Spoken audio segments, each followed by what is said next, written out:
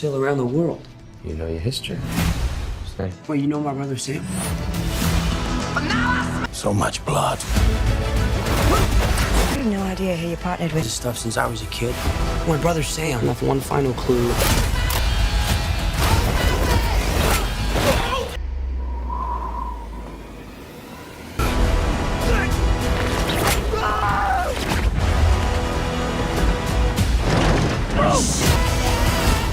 Guess I'll keep up.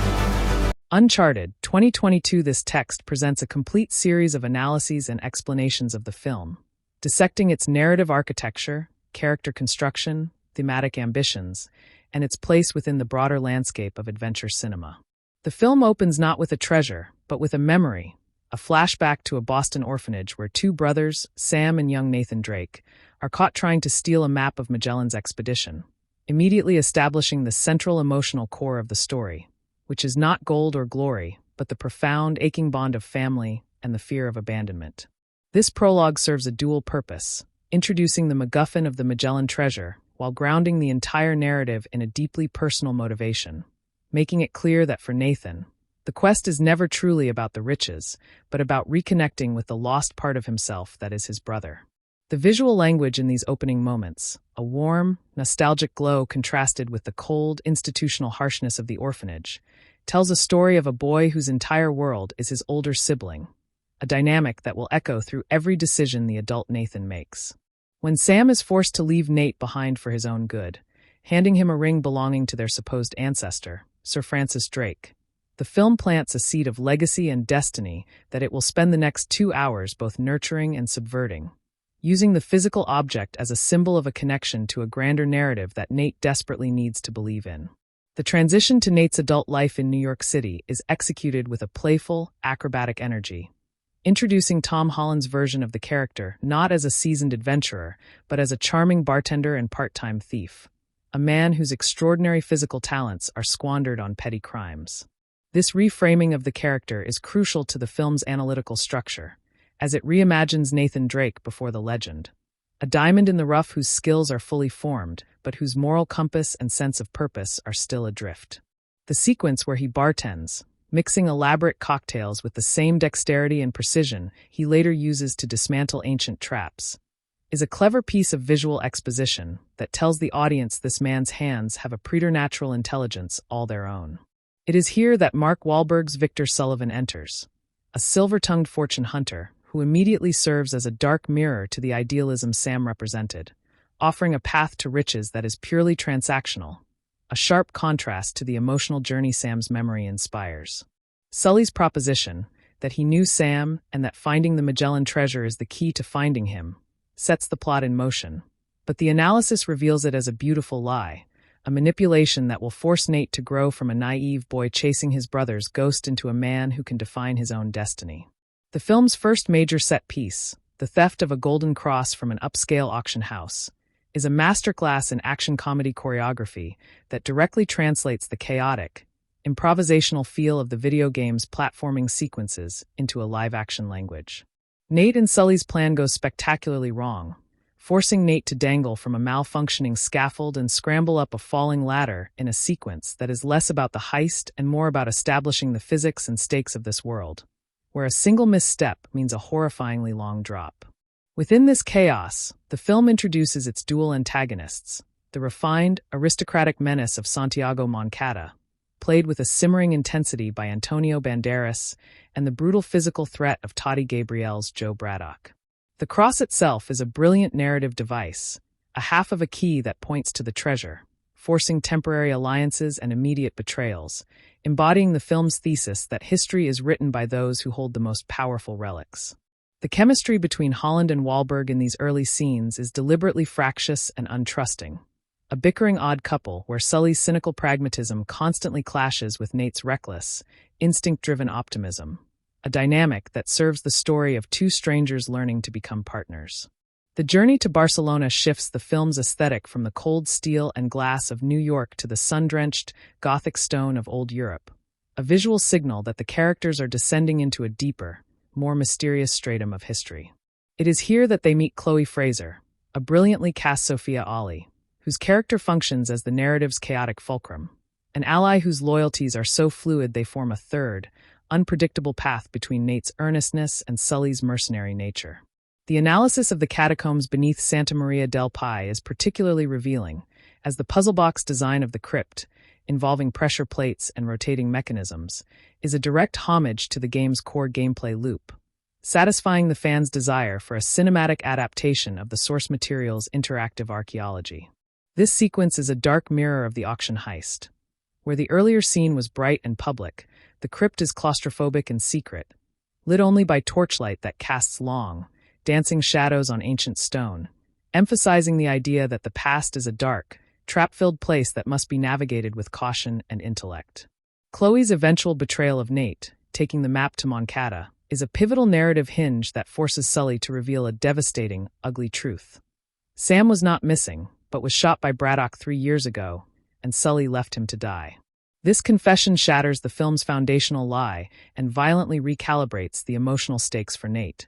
who is forced to confront the possibility that his entire quest has been built on a ghost story. The analytical significance of this moment is immense, as it reframes Sully not as a charming rogue but as a moral coward, a man whose survival instinct is so powerful it overrides any loyalty, a flaw he must overcome to become worthy of being Nate's surrogate father figure. The betrayal also isolates Nate, stripping him of his guide and his purpose in a single brutal reveal,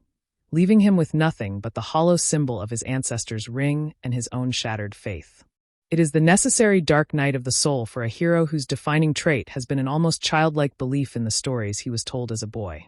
The cargo plane sequence, which serves as the film's kinetic and physics-defying centerpiece, is a direct and audacious adaptation of the iconic set piece from Uncharted 3, Drake's Deception, reimagined as a brutal, high-altitude brawl. Here, the analysis moves from character to spectacle, as the sequence is a vertical ballet of violence where cargo crates, a Mercedes-Benz, and human bodies tumble through the air in a continuous, seemingly unbroken shot. The film's logic transforms the plane's open cargo bay into a constantly shifting arena where up and down lose all meaning, forcing Nate to literally fight for his life in freefall, a perfect metaphor for his psychological state at this point in the narrative. Braddock's cold-blooded execution of Moncada in the middle of this chaos is a shocking consolidation of villainy, streamlining the threat into a single, purely predatory force that is less about heritage and more about savage survival of the fittest. The sheer, visceral insanity of the scene, with Tom Holland scrambling up a column of flying netting, grounds the video game absurdity in a tangible sense of physical peril, even as it defies every law of aerodynamics. After the plane's destruction, Nate and Chloe's ejection and subsequent landing in the Philippines represents a dramatic reset, a fall from the heavens to a lush, coastal paradise that marks the beginning of the film's third act. It is in the quiet aftermath, using postcards from Sam's old, forgotten letters, that Nate's true skills are finally highlighted. Not his fists or his acrobatics, but his deductive mind, his ability to read a historical landscape and see what no one else can. This shift is crucial, as it elevates Nate from a brawler to a true treasure hunter, using the sentimental connection of his brother's handwriting to solve a mystery that had remained hidden for centuries. The discovery of the Magellan ships, buried deep inland in a cave, is a visual wonder, a cathedral of forgotten history where the vessels hang suspended like the corpses of giants, a silent testament to the impossible scale of the adventure. It is a place of sublime beauty, a reward not of gold but of pure, breathtaking discovery, and the moment where the film's sense of wonder finally crystallizes into something genuinely awe-inspiring. The final, climactic battle, where helicopters attempt to airlift the ancient galleons from their grave, descends into an almost operatic level of blockbuster excess. A symphony of destruction where Nate and Sully commandeer a ship's cannon to fight back against modern military hardware. This battle is where Sully's redemption arc is completed, as he pilots a helicopter not to escape, but to save Nate, finally choosing loyalty over self-preservation in a moment that retroactively validates his earlier cowardice as a necessary character flaw to be overcome. The imagery of a pirate ship flying through the air, suspended from cables, firing broadsides at a Hind helicopter, is so unapologetically ridiculous that it transcends criticism, becoming a pure, joyous celebration of the film's own absurd internal logic. Braddock's death, crushed by a falling ship, is a grimly poetic end, a monster of commerce and violence literally buried by the weight of the history she sought to plunder, the ultimate verdict on her philosophy of acquisition without respect. The epilogue, set in a jail where Sam is revealed to be alive and writing a cryptic postcard, is a shocking twist that recontextualizes the entire preceding narrative as a purposeful test or a long-con manipulation by a brother who has been operating in the shadows all along. This revelation is not a happy reunion but a deeply unsettling seed for a sequel, suggesting that the Sam Nate was chasing was a fiction and the real Sam is a far more hardened and calculating figure. The analysis of the mid-credits scene, where a mysterious man corners a treacherous Sully for a deal involving a Nazi map, is a direct nod to the franchise's future, introducing a thread of historical villainy and setting the stage for a deeper dive into the corrupt world of antique smuggling. These closing moments reframe the film's cheerful adventure tone, suggesting that the treasure-hunting world is a snake pit of betrayal, where even a happy ending is just a prelude to a more dangerous con. From a thematic perspective, the entire film is a meditation on surrogate family and the search for father figures, with Sully, Sam, and even the ghost of Sir Francis Drake serving as potential patriarchs for a man who defines himself by their absence. Tom Holland's performance is the bedrock upon which this theme rests, his youthful, vulnerable energy constantly searching for approval and belonging, making his relationship with a deeply cynical Mark Wahlberg feel like a push and pull for the young man's very soul. The film argues that history is not a fixed, noble truth but a treasure map that can be bought, stolen, and rewritten,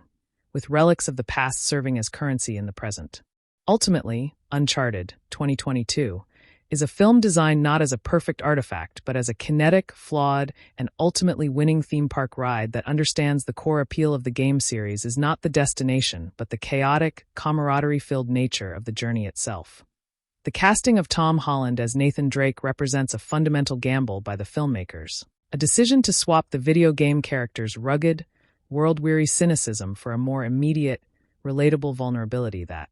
would allow audiences to grow alongside the hero rather than simply watch him. Holland's physicality, honed through years of playing Spider-Man, translates into a parkour-laced, acrobatic performance where his body constantly betrays his inexperience, his limbs flailing and gripping with a desperate energy that a more seasoned action star would have smoothed over with practiced grace. His face, still boyish and open, registers every betrayal and revelation with an almost painful transparency, making him an audience surrogate who is perpetually in over his head, a puppy thrown into a pit of wolves. This version of Nate does not quip with the weary irony of a man who has seen it all, but jokes with the nervous energy of a young man terrified of silence, filling the void with chatter, because the alternative is confronting the gaping wound left by his brother's disappearance. The emotional architecture of Holland's performance rests on a single, powerful paradox. He is a thief who steals not for profit, but for connection. Each pickpocket watch or snatched artifact serving as a temporary substitute for the love and stability that was ripped away from him in that Boston orphanage. When he handles the ring of Sir Francis Drake, Holland imbues the gesture with a near-religious reverence, his fingers tracing the metal as if it were a rosary bead connecting him to a lineage of greatness that might finally give his chaotic life a sense of narrative purpose. The film's script leans heavily on Holland's innate likability to paper over the character's more morally dubious actions, a calculation that largely works because the actor radiates such a fundamental decency that even when he is lying or stealing, the audience instinctively understands it as the behavior of a lost child rather than a hardened criminal. This interpretation, however, creates a significant departure from the source material that remains a point of contention, as fans of the games meet a Nathan Drake who is yet to develop the calluses that made the original character so compellingly textured and morally ambiguous. The casting choice ultimately reveals the film's broader ambition: to build a franchise from the ground up rather than drop the audience into the middle of a fully formed legend, a decision that prioritizes long-term character development over immediate, surface-level fidelity to the games.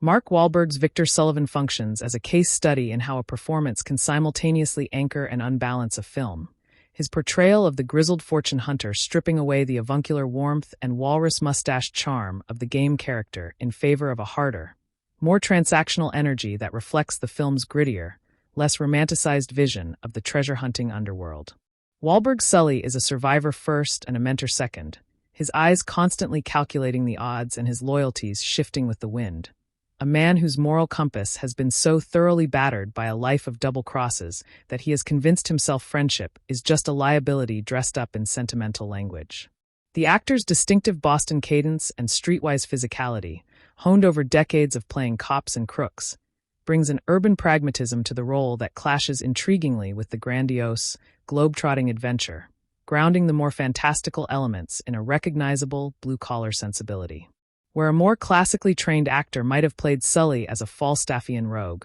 all twinkling eyes and booming laughter, Wahlberg internalizes the character's corruption, presenting a man who has learned to bury his guilt so deep that even he has forgotten where it is buried. This creative choice, however, comes at a significant cost to the film's emotional core, as the Nate-Sully dynamic loses the warmth and genuine affection that made the game's relationship so beloved, replaced by a tentative, almost hostile partnership that takes far too long to soften into anything resembling friendship. The script never quite gives Wahlberg the material to earn the audience's forgiveness for his past sins, forcing the actor to perform a redemption arc that feels more asserted than dramatized, more told than shown. When Sully finally does choose Nate over his own safety in the film's climactic helicopter rescue, the moment lands less as the culmination of a deep, paternal bond and more as a sudden, almost out-of-character decision that the plot requires for a happy ending. The chemistry between Wahlberg and Holland is not absent so much as misaligned, two actors working in slightly different tonal registers that occasionally harmonize, but more often produce a dissonance that undermines the buddy adventure formula the film is desperately trying to replicate. Despite these criticisms, Wahlberg's star power and undeniable screen presence provide the film with a commercial anchor, a familiar face that reassures general audiences even as it frustrates die-hard fans of the franchise. Sophia Ali's Chloe Fraser emerges as the film's secret weapon, a character whose introduction immediately elevates the energy of every scene she occupies by injecting a bracing dose of unpredictability and moral complexity that the male leads, constrained by their archetypal roles, cannot provide. Ali plays Chloe as a woman who has learned to weaponize her own ambiguity, her smile a carefully calibrated instrument that can signify alliance or betrayal depending on the angle from which it is viewed, her eyes constantly scanning for exits and advantages even as she professes loyalty. Her physical performance, particularly in the Barcelona sequences, exudes a languid, cat-like confidence that contrasts beautifully with Nate's puppyish enthusiasm and Sully's coiled tension. marking her as the only character in the film who seems truly comfortable in the treacherous waters she navigates. The screenplay grants Chloe an agency that the other characters lack, her motivations remaining opaque and self-determined rather than reactive. A woman who is nobody's sidekick and no man's love interest in the conventional sense. Her betrayal of Nate in the catacombs is delivered not with villainous relish, but with a weary pragmatism. A simple calculation that her survival is worth more than a stranger's trust, and Ali's delivery of the moment makes it clear this is not the first time she has made such a choice, nor will it be the last. The character's subsequent trajectory, shifting allegiances between Moncada, Braddock, Nate, and back again, could easily have felt inconsistent. But Ali's performance threads the needle by suggesting a consistent internal logic that the audience is simply not privy to, a private game being played on a board only she can see. The film's handling of Chloe as a potential romantic interest for Nate is notably restrained, opting instead for a charged but ambiguous chemistry that leaves the door open for future development without cheapening either character in the present. In many ways, Chloe is the truest embodiment of the film's themes,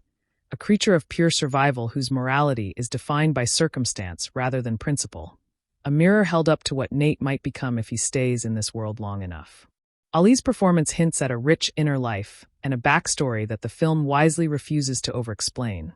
understanding that mystery is a currency in this genre, and Chloe is, above all else, a woman who knows the value of what she holds in reserve. The villainous architecture of the film presents a fascinating study in the distribution of menace, splitting the antagonistic function between Antonio Banderas's Santiago Moncada,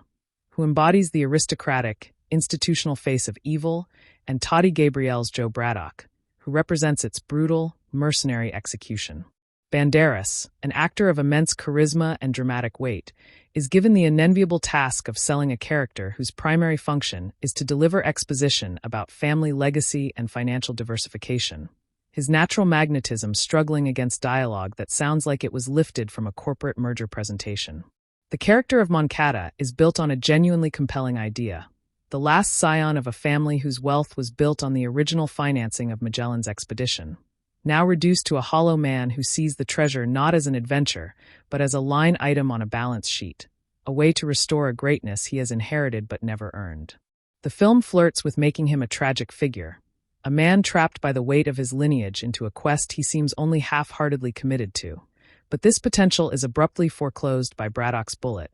a narrative choice that eliminates the more psychologically complex villain in favor of a more straightforward physical threat. Toddy Gabriel's Braddock, by contrast, operates with a feral directness that cuts through the film's more convoluted plot mechanics, her physicality and cold, assessing gaze establishing her as a predator who has clawed her way up through a world of violence and has no intention of returning to the bottom. Gabriel plays Braddock with a simmering, almost disinterested cruelty, the violence not personal but professional, a woman for whom murder is just another item on a task list to be checked off with efficiency. Her dispatching of Moncada is the film's most genuinely shocking moment, a sudden consolidation of villainy that streamlines the conflict, but at the cost of abandoning the more nuanced antagonistic dynamic the film had been building.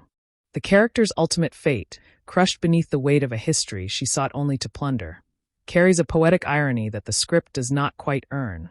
as her thin characterization throughout the preceding acts denies the death the thematic resonance it reaches for. Together, these two villains represent the film's conflicted attitude toward wealth and legacy. Moncada the hollow inheritor and Braddock the savage climber, two sides of a corrupt coin that the film ultimately suggests cannot be redeemed but can only be buried.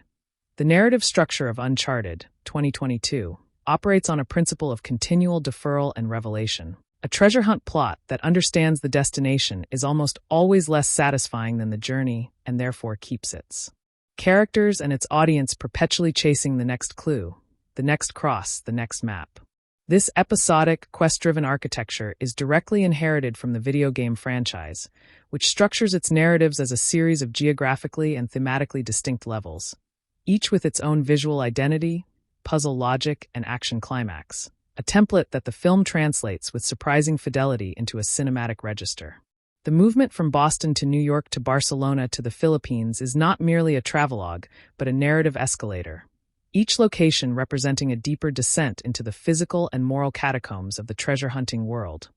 The spaces becoming more ancient, more dangerous, and more removed from the civilized surfaces where the film began. The screenwriters employ a classic MacGuffin relay, the golden cross leading to the diary leading to the map leading to the ships, each object a key that unlocks not just the next stage of the quest, but the next layer of character revelation, the external journey mapping directly onto the internal one. This structure, while propulsive, also exposes the film to a certain mechanical repetitiveness, a sense that the characters are being moved around a game board by forces more related to franchise obligation than organic storytelling, their motivations occasionally bending to accommodate the next required set piece rather than arising naturally from their established psychologies. The flashbacks to young Nate and Sam serve as the emotional connective tissue between these set pieces, each memory strategically deployed to remind the audience that beneath the globetrotting and the banter is a story about a boy looking for his brother, a grounding wire that prevents the film from floating away on its own helium. The pacing, criticized by some as uneven, reflects a deliberate choice to alternate between prolonged, dialogue-heavy scenes of clue deciphering and sudden, explosive bursts of action, mimicking the rhythm of gameplay where contemplative puzzle-solving gives way to frantic combat. This structure, while true to its source, risks alienating viewers accustomed to a more traditionally balanced action-adventure pacing, creating a film that can feel simultaneously rushed and sluggish depending on which segment one happens to be watching. The visual effects of Uncharted, 2022, present a complex and often contradictory aesthetic experience, a film that achieves moments of genuine, breathtaking spectacle while simultaneously suffering from a pervasive artificiality that undermines the very sense of tangible, physical adventure it seeks to evoke. The climactic helicopter and galleon battle, unquestionably the film's visual high point, deploys CGI to create images of surreal grandeur. Ancient wooden ships suspended against a tropical sky, their rigging tangled with the rotor blades of modern military aircraft. A collision of centuries rendered with a clarity and weight that sells the absurdity of the premise. The digital recreation of the cargo plane sequence, a direct homage to the franchise's most famous set piece, is choreographed with a virtuosic, physics-defying energy, the virtual camera swooping through the open cargo bay to follow Nate's impossible scramble up a column of airborne cargo netting. Yet, for all these technical achievements, the film is persistently haunted by a green screen sheen that clings to many of its more intimate effects shots, a subtle uncanny valley of lighting and depth of field that keeps the audience at a remove from the action, aware that they are watching actors on a soundstage rather than explorers in a real space. The digital environments, particularly in the Barcelona and Philippine sequences, often lack the granular texture and lived-in detail that make practical locations feel historically and geographically specific, the pixels failing to capture the dust, the humidity, the particular quality of light that distinguishes a real place from a well-rendered approximation. This reliance on digital effects is a paradoxical consequence of the film's blockbuster scale, as the very budget that enables the grand spectacle also creates a pressure to control every element of the frame, sacrificing the happy accidents and organic grit of on-location shooting for the predictability of the computer-generated. The film's visual design, overseen by production designer Shepard Frankel, gestures toward a rich, tactile world of ancient manuscripts, crumbling crypts, and gilded auction houses. But these environments are too often lit with a flat, even brightness that robs them of the chiaroscuro mystery that defines the greatest adventure cinema. The treasure itself, when finally revealed, is appropriately glittering, a hoard of gold and jewels that catches the light in a way that briefly justifies the entire quest, a visual payoff that the preceding visual compromises had nearly squandered. The sound design and musical score of the film operate in a productive tension, with the former grounding the fantastical action in a visceral, crunching physicality while the latter, composed by Ramin Djawadi, attempts to elevate the proceedings into a register of mythic heroism and sweeping adventure. Djawadi, known for his work on Game of Thrones and Pacific Rim, brings a muscular, orchestral sensibility to the score, brass fanfares and surging strings that consciously evoke the shadow of John Williams and the Indiana Jones legacy the film so openly courts. The main theme, introduced over the opening credits, is a confident, swaggering piece of music that promises an adventure of grand scale and high emotion, its melodic contours designed to lodge in the memory and summon a sense of nostalgic excitement. Yet, the score is deployed somewhat sparingly, often pulling back during the extended dialogue sequences to allow the ambient sound design, the clinking of glasses, the rustle of old paper, the distant hum of city traffic, to dominate the soundscape, a choice that reflects the film's conflicted identity as both a blockbuster spectacle and a character-driven heist picture. The sound design of the action sequences is percussive and punishing, every punch landing with a sickening thud, every gunshot cracking through the theater with a sharp, startling report, the audio mix refusing to let the audience experience violence as anything other than a brutal, physical event. The cargo plane sequence is a particular triumph of sound design. The howl of the wind, the groan of stressed metal, and the whine of the engines creating a cacophony that immerses the audience in the sheer, terrifying chaos of the situation, the sound telling as much of the story as the visuals. The quieter moments, by contrast, are treated with a delicate, almost forensic attention to detail. The click of a lock being picked, the hiss of a torch, the whisper of fingers on ancient stone. These small sounds magnified to create a sense of tactile intimacy with the historical artifacts at the center of the quest. The balance between Djawadi's epic scoring and this more granular sound design creates a dynamic audio experience that oscillates between the intimate and the monumental, mirroring the film's own structural alternation between character beats and set-piece spectacle.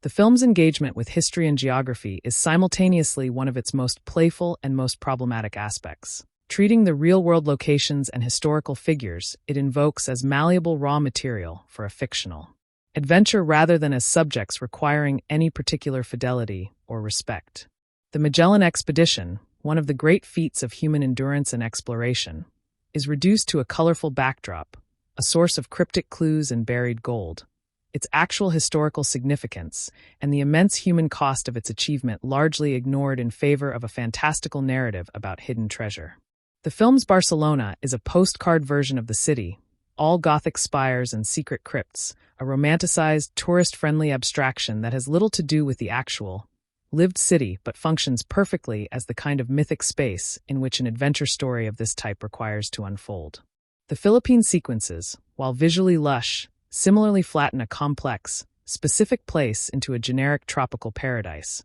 a backdrop for action rather than a location with its own history and culture that might meaningfully interact with the narrative. This approach to geography is a recognizable convention of the adventure genre, which has long treated the world as a playground for Western treasure hunters, but it is a convention that sits somewhat uneasily in a contemporary context. The film's lack of interest in the places it visits beyond their utility, as plot points feeling less like charming old-fashioned escapism and more like a missed opportunity. The film's treatment of history is more productively engaged through its central artifact, the Diary of Juan Sebastián Elcano, which functions as a kind of character in its own right, a physical object whose pages hold the secrets that drive the entire narrative forward. The close-ups of the diary, with its elegant script and intricate diagrams, convey a genuine sense of wonder at the material traces of the past,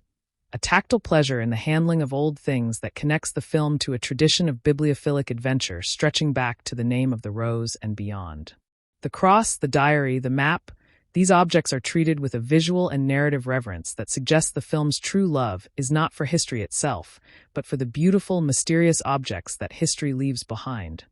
the relics that promise access to a more exciting and meaningful world than the mundane present can offer. The film's relationship with the Uncharted video game franchise is a complex negotiation between fidelity and independence, an attempt to honor the source material's iconic moments and core character dynamics, while simultaneously constructing a new narrative that can stand on its own and introduce the property to an audience that has never held a controller. The decision to function as a prequel, set years before the events of the first game, is the key that unlocks this dual agenda, allowing the film to deploy familiar set pieces, the cargo plane, the auction heist, the puzzle tombs, in a context that does not directly contradict the established game canon, while also freeing the characters to undergo arcs that the games, by virtue of starting with Drake as an already seasoned adventurer, could not explore. This prequel strategy, however, creates a strange temporal compression where the film's Nate experiences in a single adventure the kind of epic, death-defying scenarios that the game's Nate accumulated over multiple installments, accelerating his development from bartender to swashbuckling hero in a way that can feel rushed and unearned. The inclusion of Nolan North, the iconic voice of Nathan Drake from the games, in a brief cameo as a beachgoer who remarks on the chaos unfolding around him, is a knowing wink to the fans, a gesture of blessing from the old guard to the new, and a moment of pure, uncomplicated fan service in a film that otherwise often seems anxious about its relationship to its source. The film's Easter eggs, the ring of Sir Francis Drake, the holster style, the acrobatic combat, are scattered throughout with a generosity that suggests a genuine affection for the games. But these nods often feel like surface-level decorations on a fundamentally different structural edifice. The most significant departure, the characterization of Sully and the dynamics of his relationship with Nate, represents a creative choice that fans have found the hardest to accept, as it alters the emotional DNA of the franchise at its most fundamental level, replacing a father-son bond of gruff affection with a partnership of wary calculation. This analysis suggests that the film's ultimate legacy as an adaptation will depend less on the fidelity of its surface details than on whether it successfully captured the spirit of the games, their sense of joyful, chaotic adventure, and their belief that the greatest treasure is the human connections forged in the heat of the quest. The film's climactic third act, set entirely within and around the buried Magellan ships in the Philippines, represents a deliberate escalation into a register of almost surreal spectacle, a decision to abandon any remaining pretense of grounded adventure in favor of a full-throttle embrace of the video game logic that permits pirate ships and military helicopters to engage in aerial combat. The image of the ancient galleons, their hulls encrusted with centuries of marine growth, being lifted from their earthen grave by modern helicopters, is a visual that carries an almost mythological power, a resurrection of a lost age into a present that cannot comprehend it, history literally torn from its resting place by the violent machinery of contemporary greed. Nate's use of a ship's cannon to shoot down a pursuing helicopter is the film's most unambiguously video game moment, an act that defies not only physics but any reasonable understanding of how cannons, helicopters, or probability function. Yet it is delivered with such conviction and visual panache that it largely succeeds on its own absurd terms. The choreography of this final battle is spatially complex, cutting between Nate on the ship, Sully in his commandeered helicopter, and Braddock's forces on the ground and in the air. A multi-front engagement that requires the audience to track multiple vectors of action and intention simultaneously. Braddock's death, crushed beneath the falling ship she had hoped to plunder, functions as the film's final moral punctuation, a visual argument that those who seek to possess history through violence will ultimately be consumed by it, the weight of the past proving too heavy for those who approach it with only greed in their hearts. The escape of Nate and Sully with a portion of the treasure, leaving the bulk of it to sink back into the sea, is a compromise ending that satisfies the demands of the adventure genre for a reward while maintaining the characters' status as lovable rogues rather than greedy mercenaries, a delicate balance that the film successfully strikes. The final scene of the two partners walking away, bickering and counting their gold, is the closest the film comes to capturing the easy, bickering camaraderie of the games, a too little too late moment that nevertheless points toward a sequel with a more stable and satisfying character dynamic at its center. The treasure itself, revealed in all its glittering excess, is almost beside the point, a MacGuffin that has served its narrative purpose, the real reward being, as the genre demands, the friendship that has been forged in the crucible of the quest. The revelation of Sam Drake's survival in the film's epilogue constitutes a radical narrative gambit, a twist that recontextualizes everything the audience has witnessed and retroactively transforms the film from a straightforward treasure hunt into the first act of a much longer and more complex story of fraternal betrayal and manipulation. The quiet shot of Sam, scarred and hardened, sitting in a prison cell and penning a postcard to Nate, is a tonal and visual rupture from the bright, quippy adventure that has preceded it, introducing a note of genuine darkness and moral ambiguity that the film had previously only gestured toward. The postcards, previously established as Sam's affectionate attempts to stay connected to his little brother, are now revealed as a tool of manipulation. Breadcrumbs laid to guide Nate toward a destination only Sam could see, raising deeply unsettling questions about who was truly controlling the narrative of the treasure hunt all along. This twist transforms Sam from a tragic lost figure, a saintly memory that motivated Nate's heroism, into something far more interesting and troubling, a shadowy operator whose love for his brother is inextricably tangled with his own hidden agenda. The casting of Rudy Pankow in these brief but crucial scenes is canny, his face conveying a blend of genuine affection and steely calculation. A man who has been through a crucible that has stripped away the boyishness Nate still retains and replaced it with something harder and more dangerous. The epilogue sets up a sequel that would necessarily pivot from the Nate-Sully dynamic to the Nate-Sam relationship, introducing a far more personal and psychologically complex conflict than the relatively straightforward mercenary threats of the first film. The postcard's cryptic message, hinting at further adventures and unfinished business, functions as both a promise to the audience and a threat to Nate's hard-won peace, a reminder that the past is never truly buried, only waiting to be excavated. This narrative choice reveals the film's long-term franchise ambitions, its willingness to sacrifice the neat closure of a standalone adventure for the richer, messier possibilities of an ongoing saga,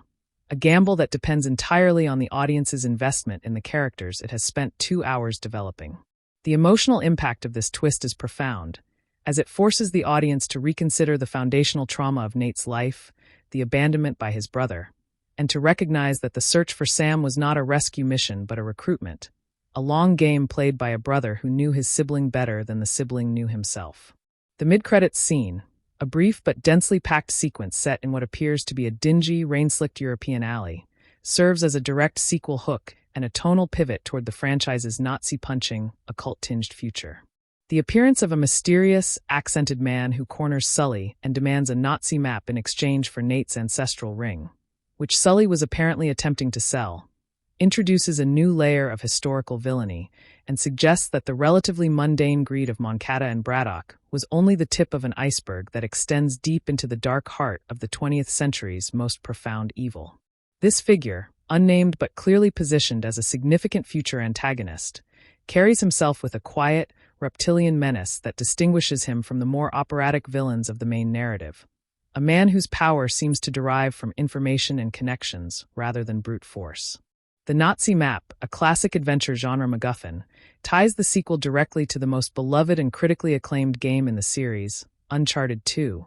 Among Thieves, and its search for the lost city of Shambhala, a connection that sent knowledgeable fans into a state of eager anticipation. Sully's apparent betrayal of Nate's ring, the most sentimental object in the young man's possession, reopens the question of Sully's trustworthiness that the film's ending had seemed to settle, suggesting that the character's moral evolution is far from complete and that his mercenary instincts remain a constant threat to his relationship with Nate. The scene's brief shot of Nate's ring, glinting in the dim light as it changes hands, invests the object with a new symbolic weight, transforming it from a token of lost family into a bargaining chip in a game of geopolitical stakes. The mid-credits sequence functions as a contract with the audience, a promise that the investment they have made in these characters will be rewarded with a sequel that raises the stakes in every dimension: geographic, historical, and personal. The scene is a masterclass in efficient sequel baiting, conveying more world-building and future plot potential in 60 seconds than some entire post-credits scenes manage in 5 minutes,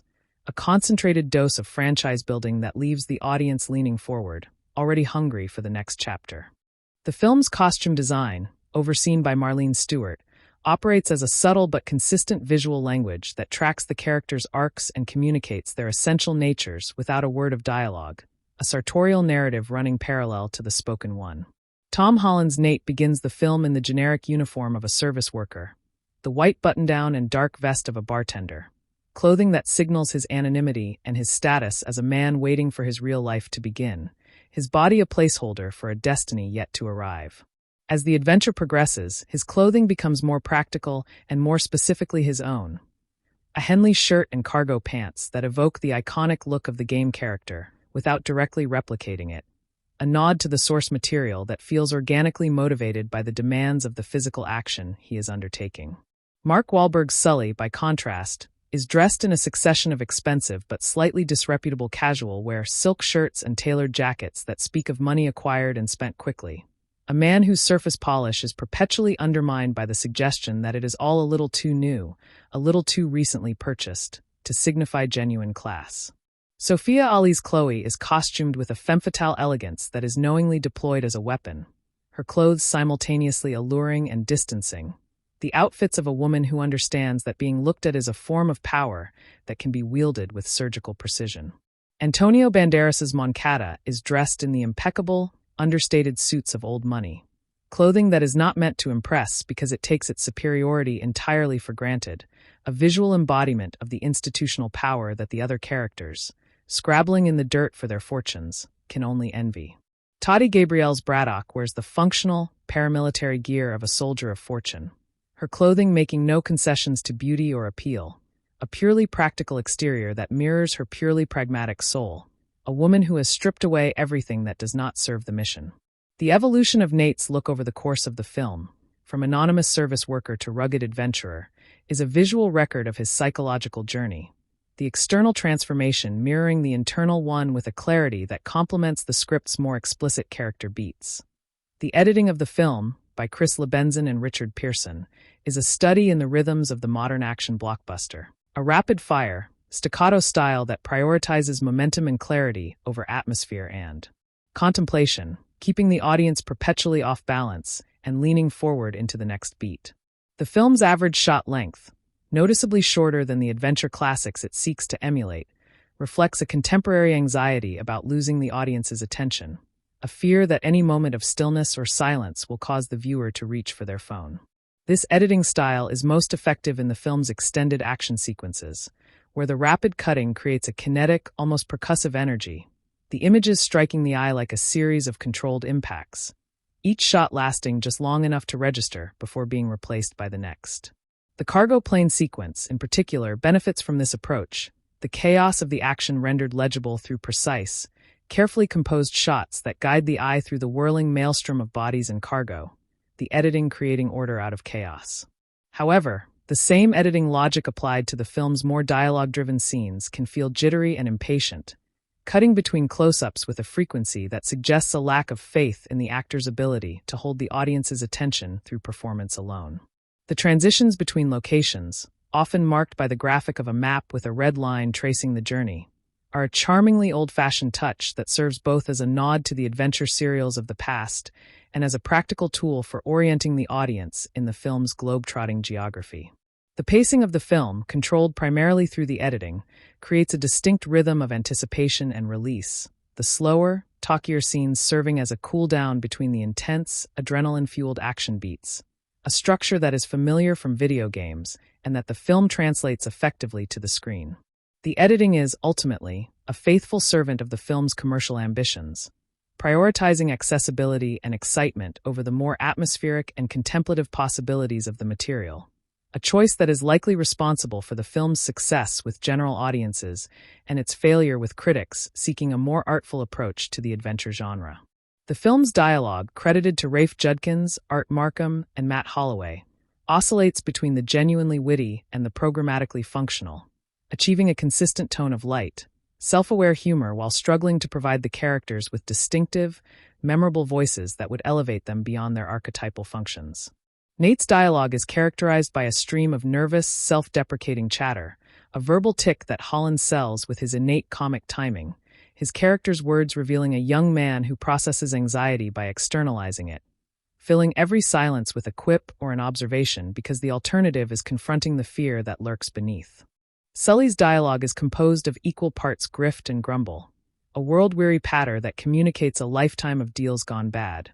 But Wahlberg's delivery tends to flatten the lines into a single, sardonic register, missing the variations in rhythm and emphasis that might have made the character's verbal style as distinctive as his visual one. Chloe is given the film's sharpest dialogue, her lines carrying a double edge that reflects her dual allegiances, every compliment a potential setup for a betrayal, every expression of affection a calculation wrapped in a smile. The villains, by contrast, are underserved by the script, Moncada's dialogue trapped in a register of corporate blandness and family legacy that Banderas struggles to inject with menace or pathos, Braddock reduced to a series of generic threats and commands that give Gabrielle little material with which to build a memorable character. The dialogue's persistent winking at the audience, its awareness of its own genre conventions, is a double-edged sword, creating a sense of shared fun while also undercutting the stakes and preventing the film from ever committing fully to the emotions it gestures toward. The banter between Nate and Sully, intended as the film's emotional and comedic engine,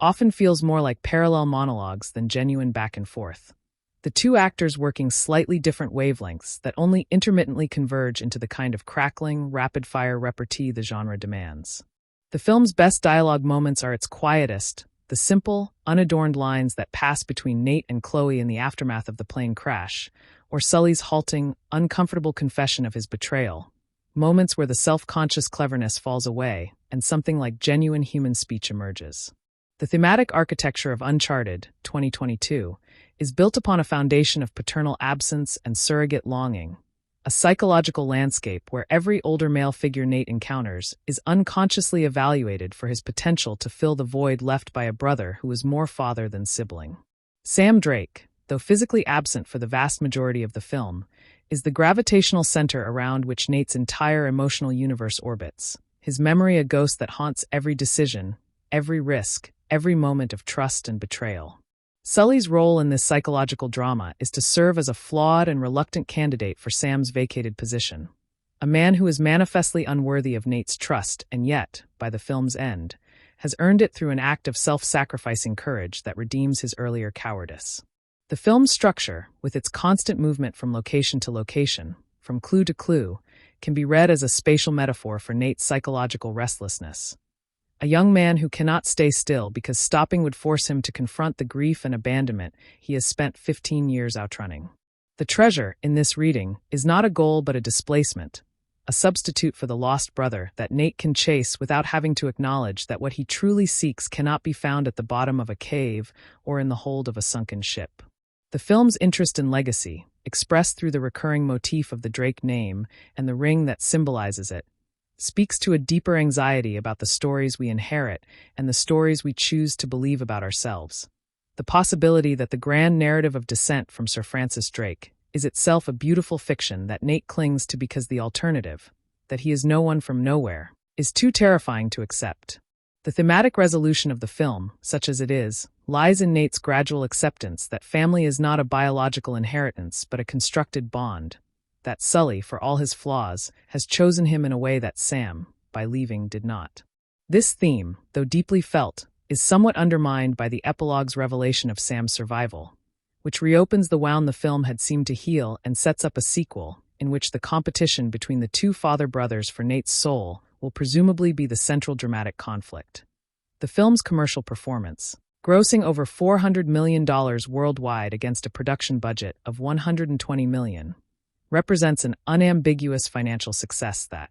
defied the mixed critical reception and the lingering effects of a global pandemic on theatrical attendance. This box office outcome is a data point in the ongoing argument about the viability of video game adaptations, suggesting that a recognizable property, a charismatic young star, and a commitment to delivering broadly appealing action spectacle can overcome even a significant volume of negative critical consensus. The film's subsequent success on streaming platforms, where it has found a second life and a receptive audience willing to engage with it on its own, less demanding terms, further complicates the narrative of its critical failure, indicating that the qualities that annoyed reviewers may be precisely the qualities that make it a satisfying home viewing experience. The divide between the critical score and the audience score on aggregation platforms like Rotten Tomatoes is itself a fascinating cultural artifact, a statistical representation of the growing gulf between professional criticism, with its emphasis on originality, coherence, and emotional depth and popular taste, which often prioritizes familiarity, star power, and undemanding entertainment. Uncharted, 2022, is, in this sense, a film perfectly calibrated for its moment, a product designed to satisfy a global audience seeking escapism rather than enlightenment, a delivery system for charismatic performances and spectacular action that does not ask too much of its viewers in return. The announcement of a sequel in development is both a commercial inevitability, given these numbers, and a creative opportunity, a chance for the filmmakers to address the criticisms of the first film, deepen the character dynamics, and deliver an adventure that satisfies both the general audience that made the first film a hit and the fans who felt the adaptation did not fully capture the magic of its source material. The film's commercial legacy will likely be that of a competent, successful franchise launcher that did its job effectively, if not brilliantly, clearing the runway for more ambitious flights to come. The influence of the Indiana Jones franchise on Uncharted, 2022, is so pervasive and so openly acknowledged that the film can be productively analyzed as a sustained act of homage, a conscious attempt to revive a mode of adventure filmmaking that the marketplace had largely abandoned. The shadow of Spielberg's whip-cracking archaeologist falls across every frame, from the structure of the puzzle-solving sequences to the rhythm of the action beats to the specific visual language of shadowy catacombs and sun-drenched exotic locales. The film's Nate Drake is, in this lineage, a generational update of the indie archetype, younger, more physically vulnerable, and stripped of the academic credentials that gave Ford's character his paradoxical gravitas. A hero for an era that no longer believes in the Tweety professor as an action star. The absence of the supernatural, a staple of the Indiana Jones films, is a notable divergence that reflects the more grounded, less mystical tone of the early Uncharted games. The threats here remaining resolutely human and mercenary rather than divine or occult. The film's relationship with its predecessor is both reverent and anxious, constantly invoking the memory of greater adventures while simultaneously struggling to emerge from their shadow and establish its own identity. The set pieces, while often spectacular on their own terms, suffer in the inevitable comparison, the cargo plane sequence lacking the elegant, escalating logic of the truck chase from Raiders, the puzzle tombs missing the tactile, booby-trapped suspense of the Holy Grail trials in Last Crusade. This anxiety of influence is perhaps the film's greatest burden, as it invites a comparison that very few films, and certainly not this one, are equipped to survive. Yet, the film also recognizes that the Indiana Jones model is not just a set of aesthetic choices, but a particular emotional register, a tone of breathless, slightly goofy excitement that takes its pleasures seriously without taking itself seriously. And it is in capturing this tone, however intermittently, that the film most fully succeeds. The film's diverse supporting cast and its treatment of gender and ethnicity represent a cautious, but discernible step forward for a genre that has historically been dominated by white, male heroes and exoticized, disposable others. Sophia Ali's Chloe Fraser, a character of Indian descent in both the games and the film, is granted a complexity and agency that exceeds the typical femme fatale template, her motivations opaque and self-determined rather than reactive to the male character's desires. Toddy Gabrielle's Braddock, an African-American woman in a role that the script does not racialize or gender in any explicit way, represents a kind of casual, unremarked diversity that normalizes the presence of actors of color in positions of power and villainy without making a didactic point of it. The film's Barcelona and Philippine settings, while still functioning primarily as exotic backdrops for Western adventuring,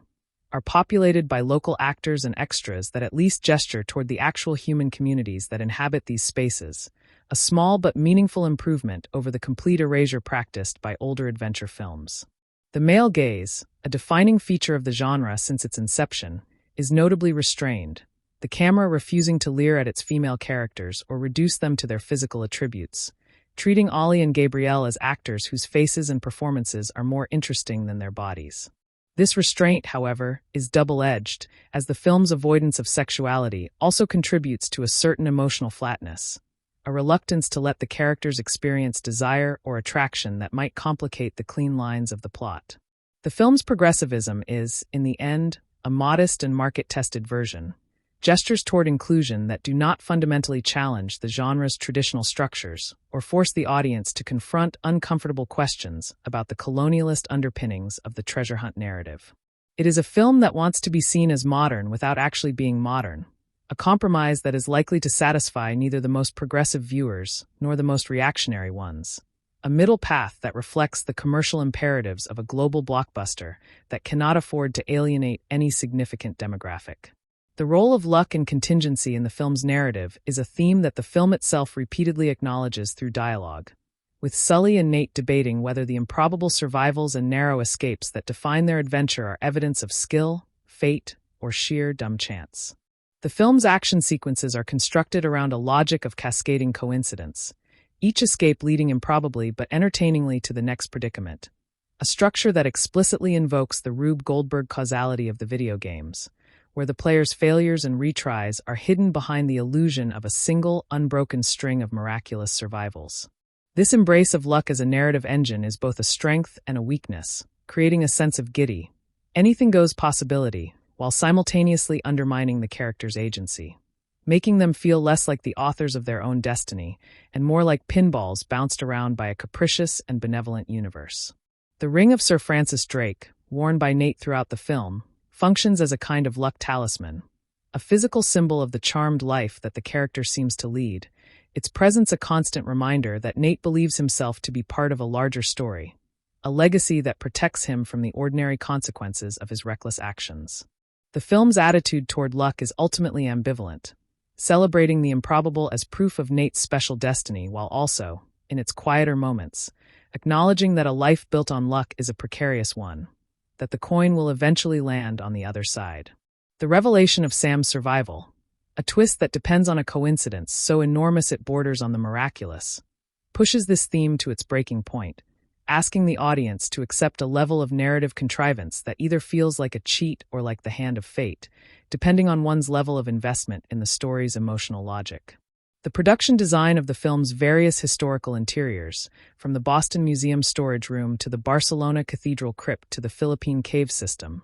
represents a sustained effort to create spaces that feel both ancient and legible, mysterious enough to inspire wonder, but organized enough to be navigated by the characters and understood by the audience. The museum storage room, cluttered with the accumulated detritus of centuries, is a space of dormant history, objects waiting to be reactivated by the right gaze, a visual metaphor for Nate's own latent potential. The Barcelona Cathedral crypt, with its intricate floor mosaics and pressure-sensitive puzzle mechanisms, is the film's most successful realization of a video game puzzle space, a room designed to be read, interpreted, and solved, its visual details serving a functional narrative purpose. The Philippine cave, with the massive galleons hanging in their limestone cathedral, is a space of sublime scale, the human figures dwarfed by the evidence of a past that was larger, bolder, and more impossible than the present can quite believe. The attention to textural detail in these environments, the crumbling stone, the rusted iron,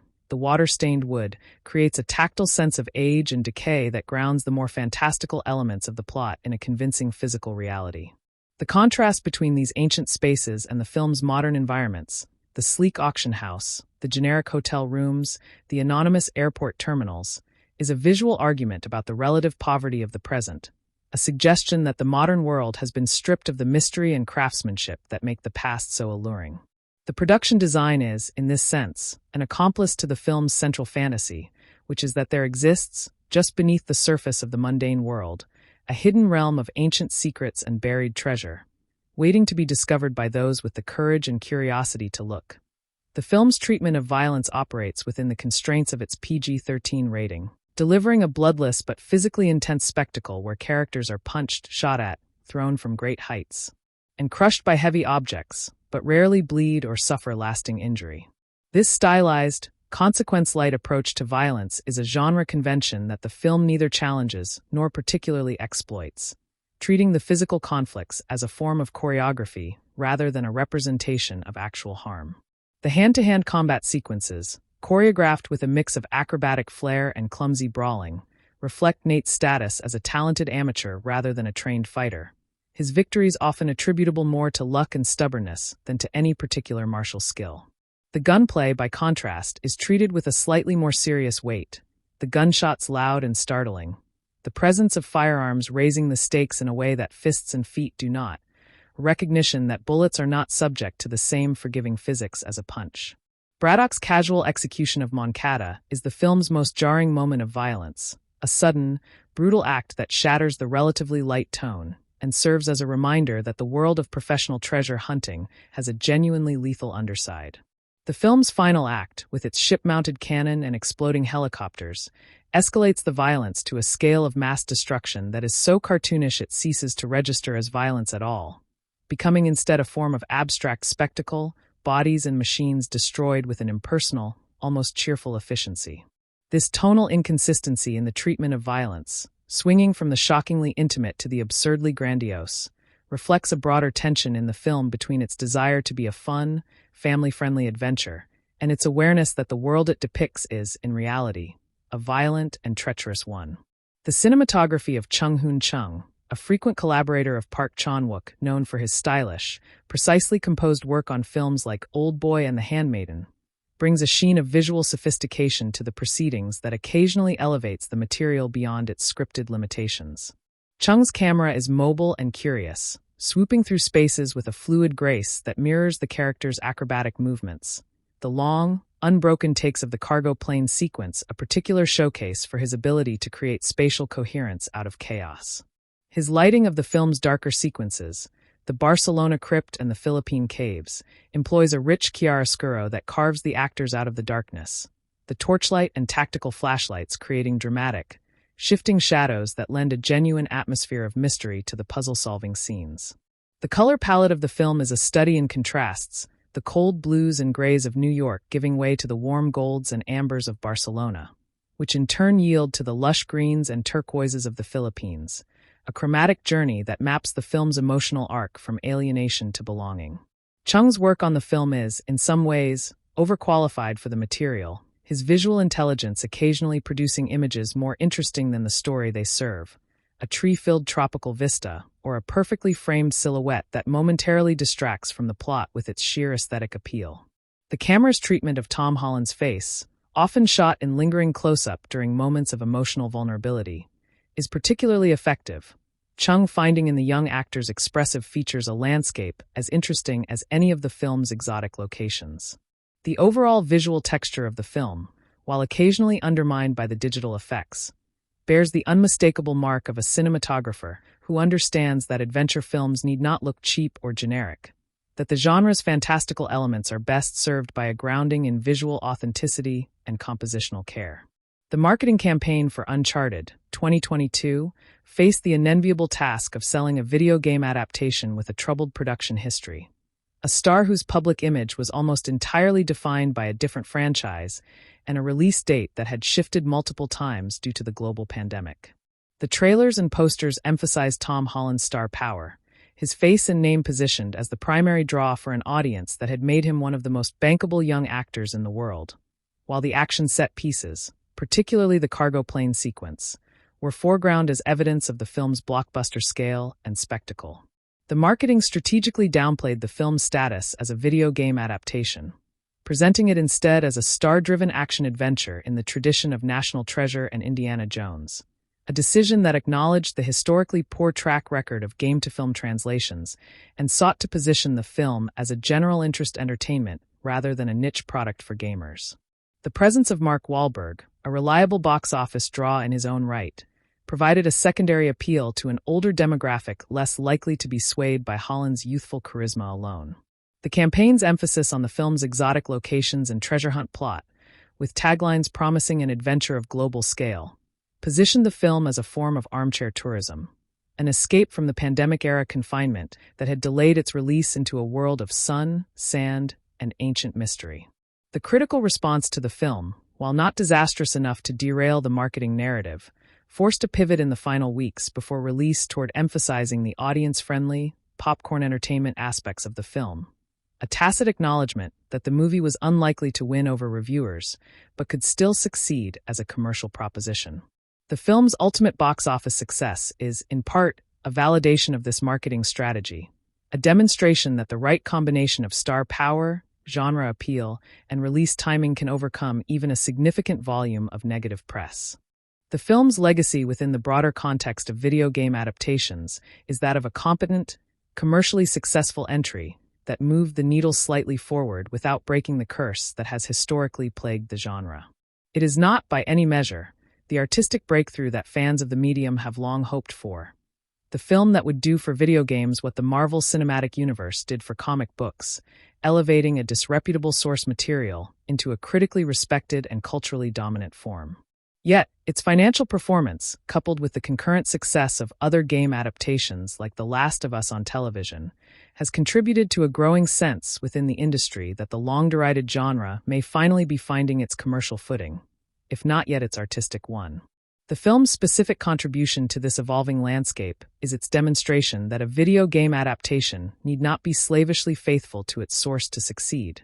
that the core appeal of a game franchise can be translated into a more conventional cinematic language that appeals to audiences who have never picked up a controller. The sequel, should it materialize as planned, will have the opportunity to build on the foundation laid by this first film, to deepen the character relationships, raise the narrative stakes, and potentially deliver the truly great video game adaptation that this film, for all its pleasures, ultimately is not. The Uncharted franchise, both in its interactive and cinematic forms, is a story about the pursuit of treasure, and the film's own legacy will ultimately be determined by whether the treasure it has found, a global audience and a viable cinematic universe, proves to be the real thing or merely a glittering promise of riches yet to be unearthed. The film's opening heist at the Boston Museum, a flashback to Nate and Sam's childhood, is a miniature masterpiece of narrative economy, establishing character, stakes, and theme in a sequence that lasts barely 5 minutes, yet resonates through every subsequent frame of the picture. The museum itself, a temple of institutional knowledge, is presented as a space of exclusion, a fortress designed to keep the Drake brothers out. Their attempt to steal Magellan's map an act of rebellion against a world that has denied them their rightful inheritance. The map, illuminated under glass like a sacred relic, represents everything the brothers lack: a connection to a grand historical narrative, a purpose beyond mere survival, a tangible link to the explorer whose name they claim as their own. Sam's capture by the museum guards, and his subsequent decision to abandon Nate for the boy's own protection, is the film's primal scene of trauma, the moment that freezes Nate's emotional development and sets him on a lifelong quest to recover what was lost in that dimly lit corridor. The ring of Sir Francis Drake, pressed into young Nate's palm by his departing brother, becomes a fetish object of almost religious significance, a promise of return that Nate clings to with the desperate faith of a child who cannot accept abandonment. The visual contrast between the museum's cold, institutional lighting and the warm, golden glow of the map case creates a subtle but powerful association. Knowledge and history are beautiful, but the institutions that guard them are hostile and exclusionary. The young actors, Tiernan Jones and Rudy Pankow, deliver performances of remarkable nuance, their faces registering a complex mixture of fear, excitement, and filial love that establishes the emotional template for the adult characters' more guarded expressions of the same feelings. The sequence ends not with triumph but with loss, a narrative choice that distinguishes Uncharted from more conventional adventure films that would have allowed the plucky young heroes to succeed, instead grounding the story in a melancholy that gives weight to every subsequent victory. This prologue is the key that unlocks the film's emotional architecture,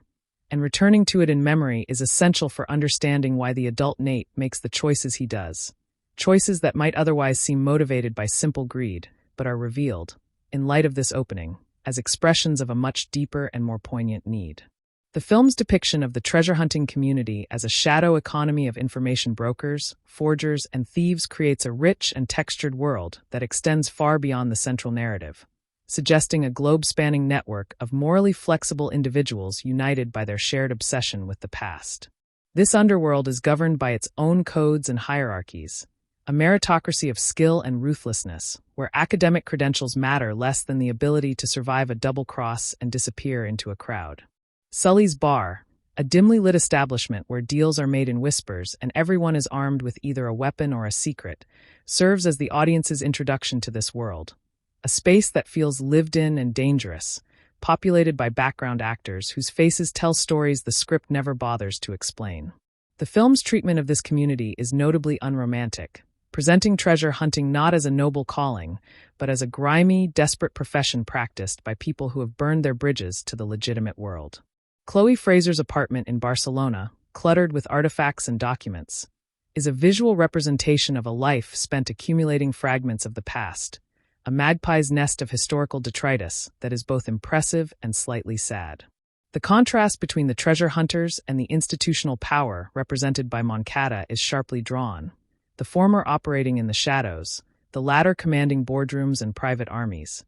a class distinction that the film uses to generate a surprising amount of rooting interest for its thieving protagonists. The information economy of this world, where a single clue can be worth millions and a betrayal can cost a life, drives the plot with a relentless logic, each revelation opening new possibilities while foreclosing others, the characters constantly recalibrating their strategies based on who knows what and when they knew it. This richly imagined milieu is one of the film's most significant achievements,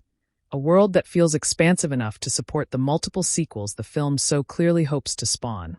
a sandbox in which future adventures can unfold with the same mixture of danger and excitement. The film's use of water as a recurring visual and thematic motif deserves careful attention,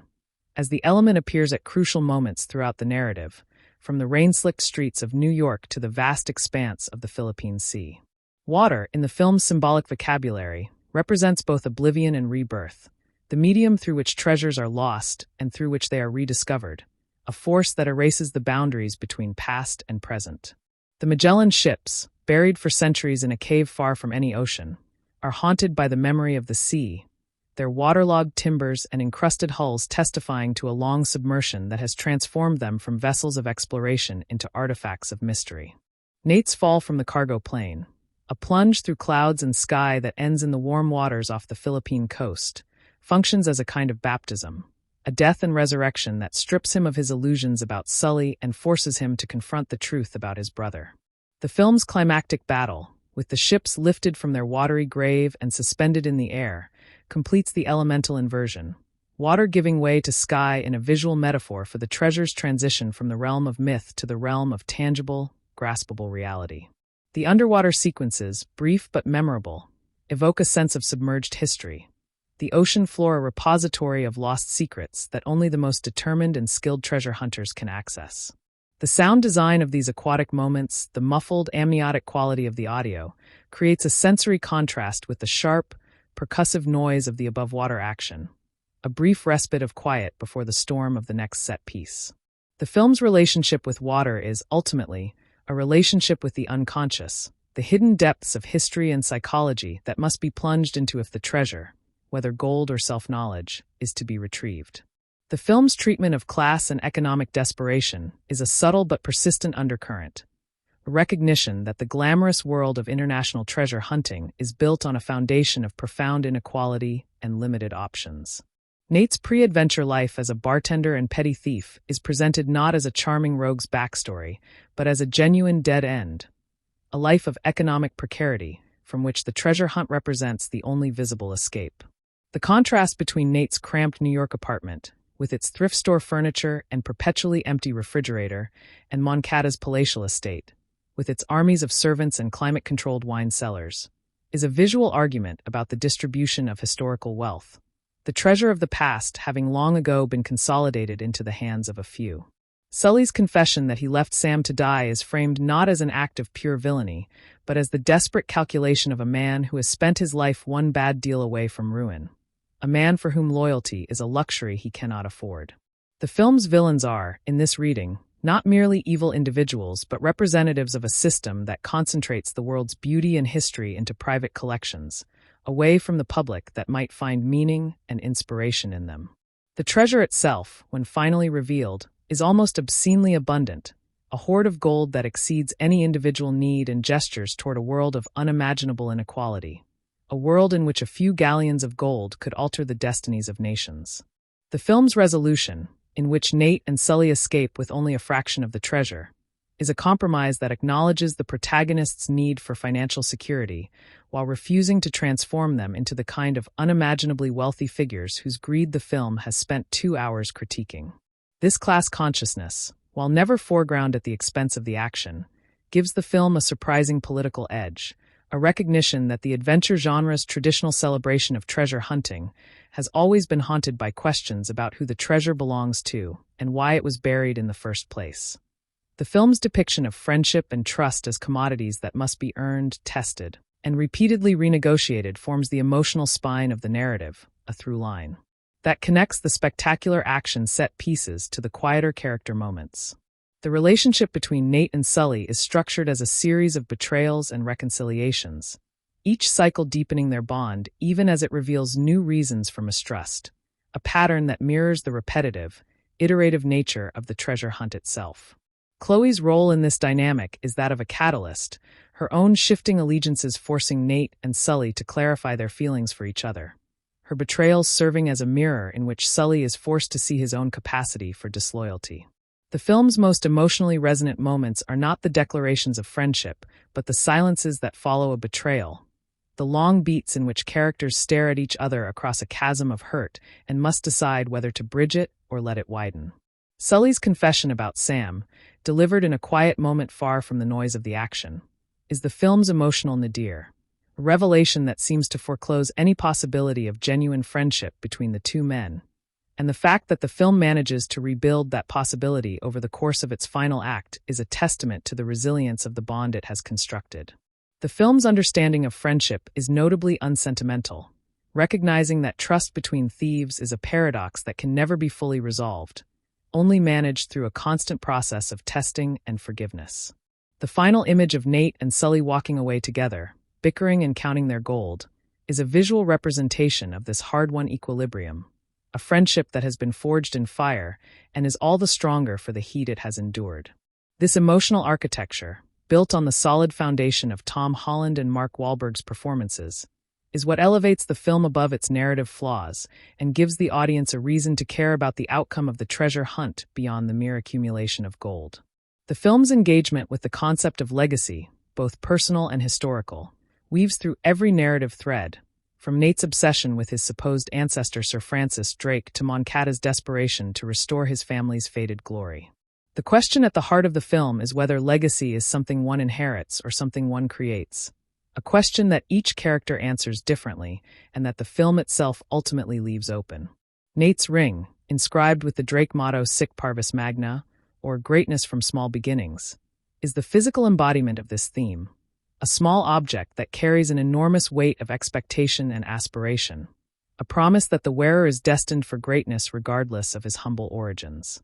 Moncada's tragedy, such as it is, lies in his belief that legacy is purely a matter of inheritance, that the accomplishments of his ancestors entitle him to a greatness he has done nothing to earn, a belief that the film punishes with the character's abrupt and ignominious death. Sully, by contrast, seems to have no interest in legacy at all, living entirely in the present moment, a survival strategy that has kept him alive but left him without the deeper satisfactions that come from building something that will outlast him. The film's treatment of the Magellan expedition itself is a commentary on the mutability of legacy, the historical achievement of circumnavigation having been largely forgotten in favor of the treasure the expedition supposedly carried, the glory of the deed overshadowed by the greed for its byproducts. Nate's arc is a journey from inherited legacy to created legacy, from clinging to the story of Sir Francis Drake to writing his own story through his actions, a transition that the film presents as the true treasure he has been seeking all along. The sequel Hook, with its suggestion of further adventures and deeper mysteries, promises a continuation of this theme,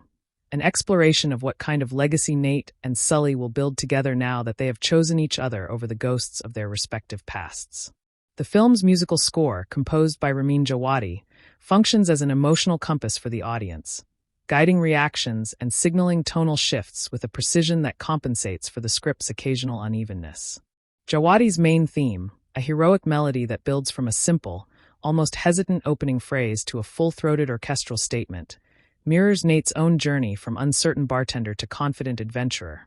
the music growing in complexity and assurance as the character grows in experience. The action cues are propulsive and percussive, driving the set pieces forward with an insistent rhythmic energy that matches the editing's rapid pace, the orchestra functioning almost as an additional percussion section. The quieter, more contemplative passages, often featuring solo piano or strings, are reserved for the moments of emotional revelation,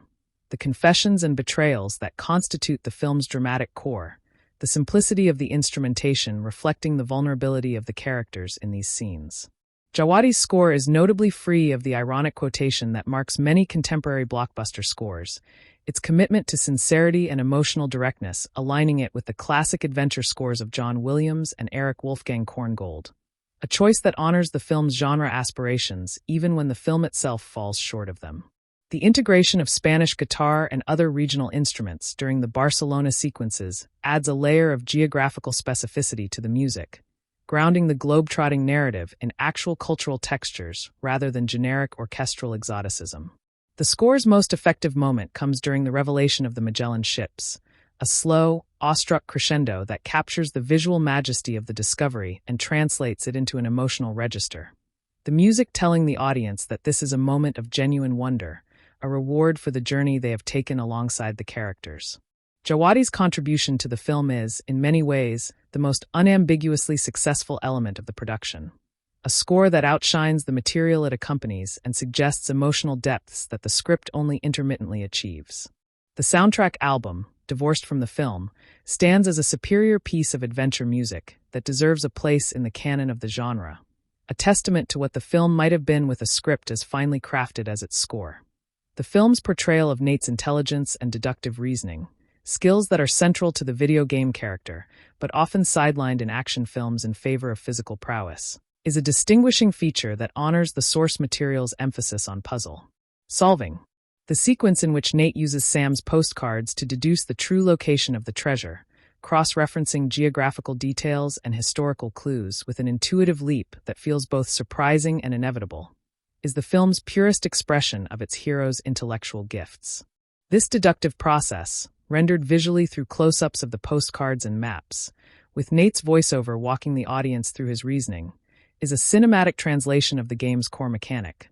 the moment when the player pieces together disparate clues and experiences the satisfaction of a puzzle solved. The film's earlier puzzle sequences, in the Barcelona crypt and the auction house, similarly emphasize Nate's ability to read spaces and objects, to see the hidden mechanisms and secret passages that others miss, a talent that marks him as special even before he throws his first punch. The contrast between Nate's intelligence and Sully's experience, the former's raw deductive power versus the latter's hard-won practical knowledge, creates a productive tension that drives their partnership, each man contributing a different kind of intelligence to the quest. The film's respect for Nate's mind is a feminist-adjacent virtue in a genre that has historically valued brawn over brain, a recognition that the true hero of an adventure story is the one who can solve the puzzle, not the one who can shoot the gun. The postcard deduction scene, in its quiet intensity and focus on the act of thinking, is a bold structural choice, a calm before the storm of the third act that trusts the audience to remain engaged without the prop of constant action. This intellectual dimension of the character, fully realized in Tom Holland's performance, is the strongest argument for his casting, as Holland's face is uniquely capable of registering the pleasure of a mind at work, the flicker of insight, and the satisfaction of a problem solved. The film's production history, a 17-year journey from initial development to theatrical release, is a testament to the difficulty of adapting interactive media to passive cinema, a challenge that has defeated many talented filmmakers before Ruben Fleischer finally brought the project to completion. The long list of directors who were attached at various points, David O. Russell, Neil Berger, Seth Gordon, Dan Trachtenberg, Sean Levy, Travis Knight, reads like a history of the industry's shifting tastes and priorities over 2 decades, each filmmaker bringing a different vision that ultimately failed to align with the studio's commercial imperatives. Russell's involvement, in particular, with his reported desire to cast Mark Wahlberg as Nathan Drake, a version of the film that would have been a radically different beast, haunts the final product as a road not taken, a more auteurist vision that was sacrificed on the altar of franchise building. The eventual hiring of Fleischer, a director whose filmography includes the successful Zombieland and the commercially viable Venom, signaled a commitment to a specific tone, a blend of humor and action that prioritizes broad audience appeal over artistic distinctiveness. The COVID-19 pandemic, which shut down production in March 2020 and delayed the film's release by over a year, added an additional layer of complication to an already troubled production,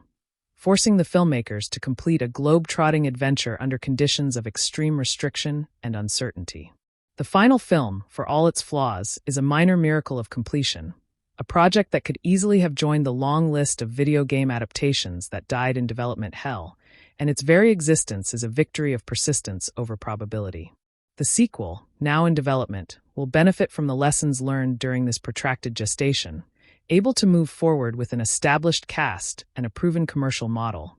unencumbered by the 17 years of false starts that preceded the first film's release. The production history of Uncharted is, in microcosm, the story of contemporary Hollywood, a landscape in which intellectual property is both a blessing and a curse, a guarantee of audience awareness that comes with the burden of expectation and the constant threat of fan rejection. The film's action choreography, overseen by stunt coordinator Robert Alonzo and second unit director Scott Rogers, represents a significant achievement in translating the physics-defying acrobatics of the video game series into the language of live-action cinema. The cargo plane sequence, the film's most ambitious set piece, required months of rehearsal and the construction of a massive gimbal rig that could rotate a section of fuselage 360 degrees, allowing Tom Holland to perform a significant portion of his own stunts in an environment of genuine physical peril. Holland's gymnastics background, a skill set he shares with the video game character he portrays, is showcased throughout the film's action sequences, his body moving with a fluid, instinctive grace that distinguishes his combat style from the more brutal, utilitarian approach of his opponents. The hand-to-hand fight scenes are choreographed with a clear spatial logic, the camera pulling back to allow the audience to appreciate the full geometry of the conflict, a welcome contrast to the chaotic, close-up style that has become standard in contemporary action cinema. The use of practical effects wherever possible, including real explosions and physical wire work, grounds the action in a tactile reality that the CGI environments sometimes undermine, creating a productive tension between the real and the virtual. The choreography's most distinctive quality is its incorporation of Nate's improvisational style, the character constantly grabbing objects from his environment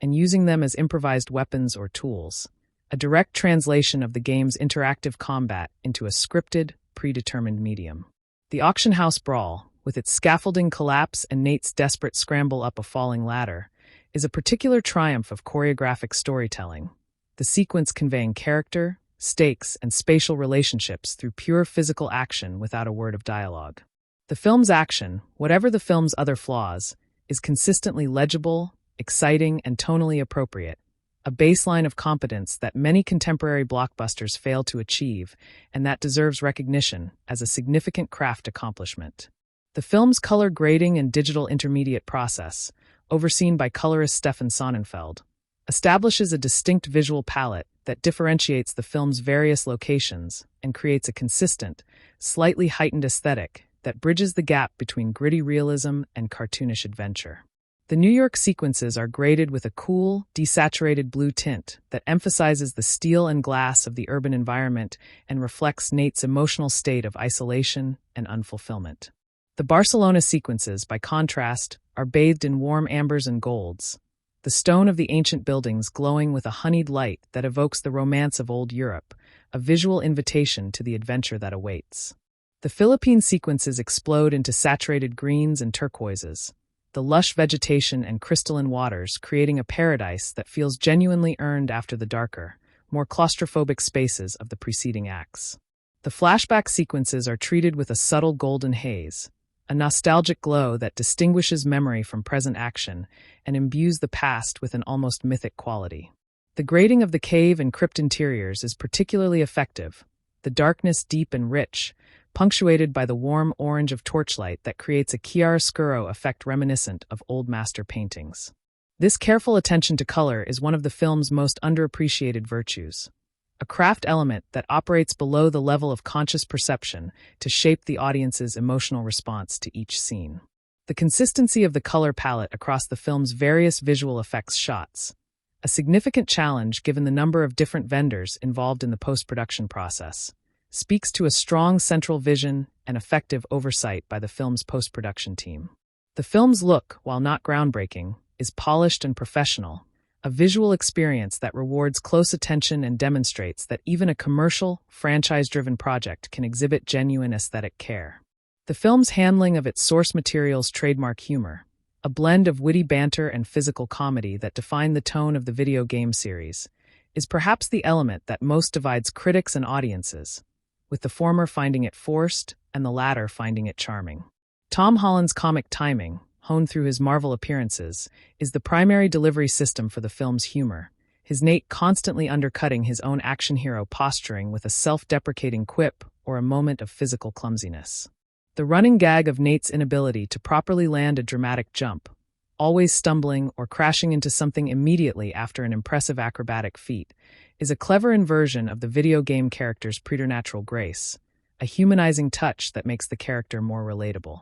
Mark Wahlberg's Sully, by contrast, delivers his humor in a drier, more sardonic register, his eye rolls and deadpan asides serving as a commentary on Nate's youthful enthusiasm, the straight man to Holland's comic engine. The banter between the two leads, while inconsistent, occasionally achieves a genuine spark, particularly in the film's second half when the initial hostility has softened into a more comfortable, bickering rapport. The film's physical comedy, particularly in the auction house sequence and the cargo plane brawl, is executed with a precision that recalls the great silent comedians, the humor arising from the inexorable logic of physics and the human body's inability to resist it. The humor is, ultimately, a matter of taste, and the film's willingness to undercut its own seriousness with a well-timed joke is either its greatest charm or its most irritating flaw, depending entirely on the individual viewer's receptivity to the tone.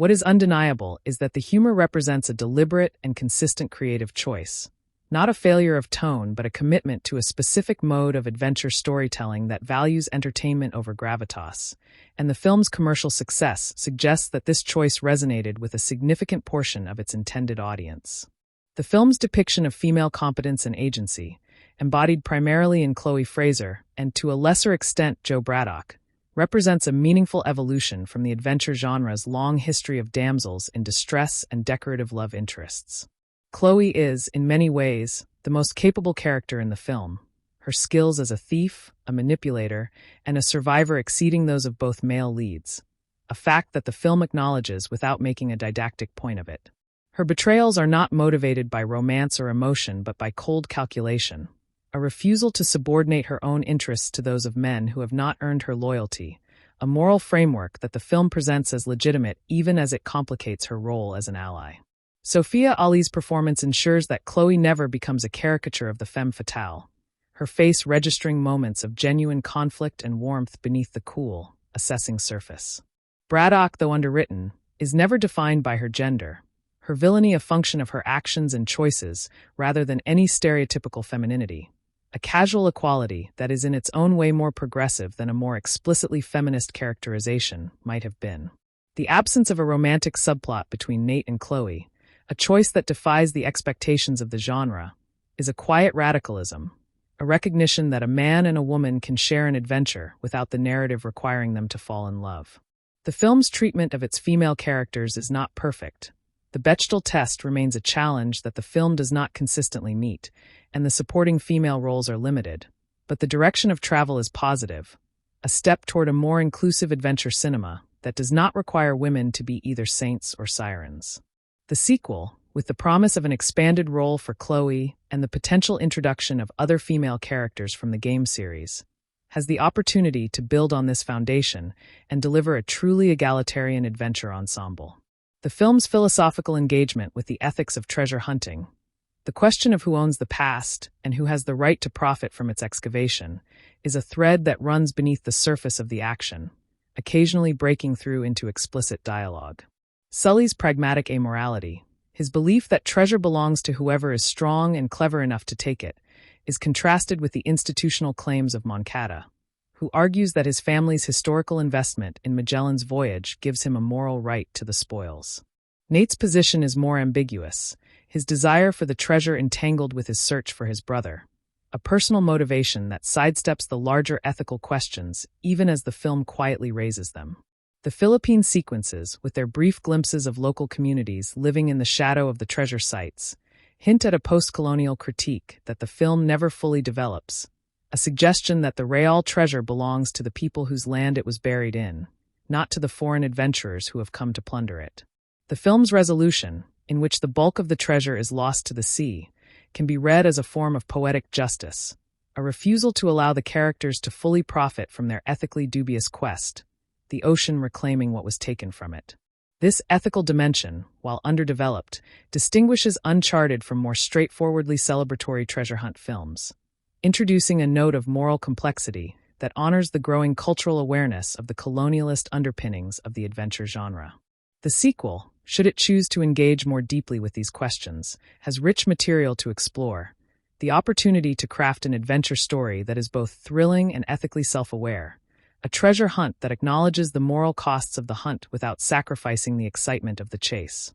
The film's use of archival materials, the ancient maps, diaries, and documents that drive the plot, is a celebration of material culture that connects the digital age blockbuster to a much older tradition of bibliophilic adventure. The close-ups of Elcano's diary, with its elegant script and intricate diagrams, are shot with a reverence that transforms the document into a character in its own right, a survivor of centuries that holds the key to the mystery. The golden crosses, heavy with the weight of their age and significance, are handled by the actors with a tactile respect, the camera lingering on the play of light across their surfaces, the centuries of patina that testify to their authenticity. The film's respect for the material traces of the past is a quiet rebuke to the digital environments that dominate its action sequences, a reminder that the real treasure at the heart of the story is not gold but knowledge, the physical evidence of human history that connects the present to its origins. The scenes in which the characters pore over documents, cross-referencing clues and arguing over interpretations, are the film's most authentically adventurous moments, capturing the intellectual excitement of historical research that the games convey so well and that many film adaptations neglect. The map, with its red line tracing the journey from Spain to the Philippines, is a visual motif that recurs throughout the film, a symbol of the quest that becomes almost talismanic, the object that promises meaning and purpose to those who can decipher its secrets. This materiality, the sense that the characters are interacting with real objects that have survived real history, is a counterweight to the film's digital excesses, grounding the fantastical plot in a tangible reality that makes the adventure feel, if not plausible, at least imaginable. The film's love for old things is its most endearing quality, a genuine passion that transcends the commercial calculations of the franchise and connects the film to the deep human impulse to reach back into the past and touch the lives of those who came before. The film's pacing, criticized by some as uneven and by others as faithful to the rhythms of the source material, is a structural choice that reflects the video game's alternation between exploration, puzzle-solving, and combat. The slower, more contemplative sequences, in which the characters decipher clues and navigate ancient spaces, are the cinematic equivalent of gameplay exploration, moments of quiet tension that build anticipation for the action to come. The action sequences themselves, which erupt suddenly and at regular intervals, are the combat encounters, the moments of high-intensity engagement that release the pressure built up during the exploratory phases. This rhythm, familiar to gamers but potentially jarring to viewers accustomed to a more linear dramatic build, is a deliberate translation of interactive structure into passive narrative, an experiment in cross-media adaptation that largely succeeds on its own terms. The film's length, a trim 156 minutes, is a virtue in an era of bloated blockbusters, the narrative moving at a clip that rarely allows boredom to set in, even if it sometimes sacrifices depth for speed. The transitions between locations, marked by the graphic of a map with a red travel line, serve as palate cleansers, brief moments of visual rest that prepare the audience for the next environment and the next set of challenges. The pacing is, ultimately, a function of the film's genre identity, a commitment to the adventure serial tradition of perpetual forward momentum. A narrative that is less interested in lingering than in pressing onward to the next revelation, the next betrayal, the next impossible escape. The film's sound mixing, supervised by Tony Lamberti, creates a layered and dynamic audio environment that rewards attentive listening and contributes significantly to the immersive quality of the action sequences. The dialogue is recorded and mixed with a clarity that cuts through the chaos of the action, a technical achievement that is easy to take for granted, but essential for audience comprehension and engagement. The ambient soundscapes of the various locations, the distant traffic of New York, the echoing footsteps in the Barcelona Cathedral, the rush of wind and waves in the Philippines, are rendered with a specificity that makes each space feel acoustically distinct. The action sequences are mixed with a careful attention to sonic hierarchy, the most important sounds, a gunshot, a shouted warning, the creak of a failing structure, pushed to the front of the mix while the general chaos recedes to a manageable background, guiding the audience's attention through the visual clutter. The cargo plane sequence is a masterclass in action mixing, the howl of the wind and the groan of the aircraft creating a baseline of tension that the individual impacts and explosions punctuate without overwhelming. The quieter moments, the scenes of deduction and conversation, are treated with an intimacy that draws the audience in, the rustle of paper, the click of a lock, the subtle inflections of the actors' voices, all rendered with a clarity that makes the audience feel present in the room. The film's sound, like its color grading, is a craft element that operates below conscious perception to shape the emotional experience, a technical achievement that deserves recognition alongside the more visible elements of the production. The Dolby Atmos mix, experienced in a properly equipped theater, adds a vertical dimension to the soundscape that enhances the film's many aerial sequences, the helicopters and falling bodies moving through the sound field with a precision that adds to the vertiginous excitement. The film's costume design for the supporting characters and background actors deserves a moment of appreciation, as the crowded auction house, the bustling Barcelona streets, and the Philippine coastal villages are populated with figures whose clothing tells silent stories of their own. The auction attendees, dressed in the uniform of global wealth, sleek gowns and tailored tuxedos that speak of a world of privilege into which Nate and Sully have blundered without invitation. The Barcelona street scenes are filled with a mix of locals and tourists, their clothing a visual representation of the city's dual identity as a living community and a destination for outsiders. The crew of Moncada's cargo plane, dressed in the functional gear of private military contractors, are differentiated from Braddock's more ragged mercenary team, a visual distinction that speaks to the hierarchy of villainy within the antagonist forces. The Philippine villagers, glimpsed briefly but memorably, are costumed in a way that respects their dignity and avoids the trap of exoticization, their clothing practical and specific to their environment. The attention to these background details, often overlooked in discussions of a film's visual achievements, is a sign of a production that cared about the totality of its world building, not just the star close-ups and the CGI spectacle. The costume department's work on the historical flashbacks, the 16th century garments glimpsed in the film's opening museum sequence, is a brief but tantalizing suggestion of a period film that the production could have made with the same resources, a road not taken that hints at the franchise's future possibilities. The consistency of the costume design across the film's various locations, a significant logistical challenge given the globe-trotting narrative, speaks to a strong central vision and effective communication among the film's far-flung production teams. The film's visual effects team, led by supervisor Chaz Jarrett,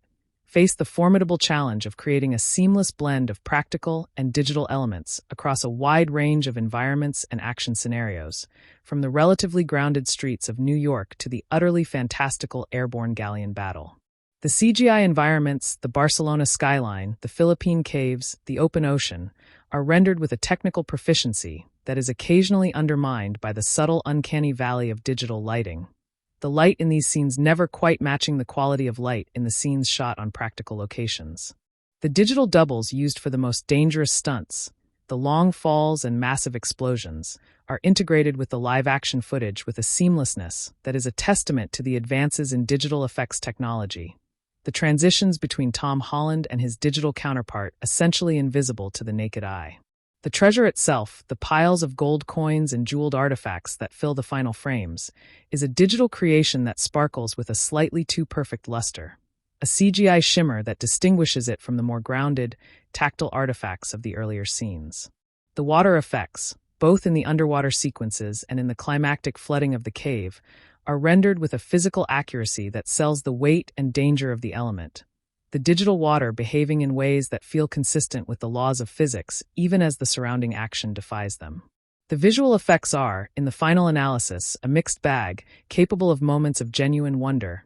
and equally capable of moments of flat, obvious artificiality, a duality that reflects the film's broader tension between practical adventure and digital spectacle. The team's achievement, given the film's relatively modest budget by contemporary blockbuster standards, is impressive, a demonstration that effective visual effects are as much a matter of artistic judgment as of raw computing power.